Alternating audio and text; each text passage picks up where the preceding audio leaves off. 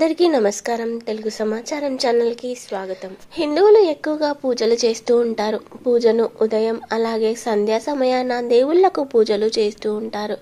కొంతమంది ఇలా 2 పూటలా దేవుడికి పూజ చేస్తే, కొంతమంది మాత్రం వారి బిజీ లైఫ్ కారణంగా ఒక పూట మాత్రమే పూజా పురస్కారాలు చేస్తూ ఉంటారు.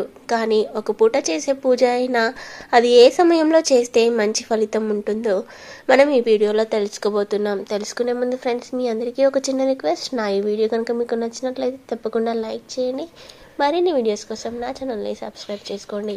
అలాగే ఈ వీడియోని చివరి వరకు చూడండి. అప్పుడే మీకు విషయం అనేది స్పష్టంగా అర్థమవుతుంది. ఇక విషయంలోకి వచ్చినట్లయితే, ఒక పూట చేసే పూజ అయినా అది ఏ సమయంలో చేస్తే మంచిది అని అంటే, సాయంత్రం పూట దేవుడికి పూజ చేయటం ద్వారా చాలా మంచి ఫలితాలు దక్కుతాయని, ఆ దేవుడి అనుగ్రహం పొందుతారని వేద పండితులు చెబుతూ ఉన్నారు. అదేవిధంగా పూజ చేసే సమయంలో చాలామంది దీపారాధన చేసే సమయంలో చాలామంది తెలియక ఒక తప్పు చేస్తూ ఉంటారు. దీపారాధన ఒత్తులను అగ్గిపుల్లలతో వెలిగిస్తూ ఉంటారు. ఇది సాధారణంగా అందరూ చేసే పని, కానీ అలా చేయడం అపచారమట. కాబట్టి దీపారాధన చేయడానికి మొదట అగ్గిపుల్లతో కొవ్వొత్తిని వెలిగించాలి. ఆ కొవ్వొత్తితో దీపాలను వెలిగించాలట.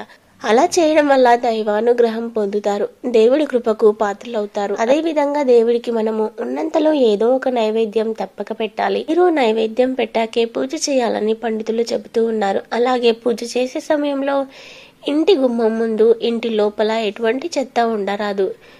ఎంతో శుభ్రంగా ఉంచాలి. అప్పుడే పూజా ఫలితం మనకు దక్కుతుంది. ఇల్లు పరిశుభ్రంగా ఉన్నప్పుడే ఆ శ్రీ మహాలక్ష్మి మన ఇంట్లో కొలువై ఉంటుంది.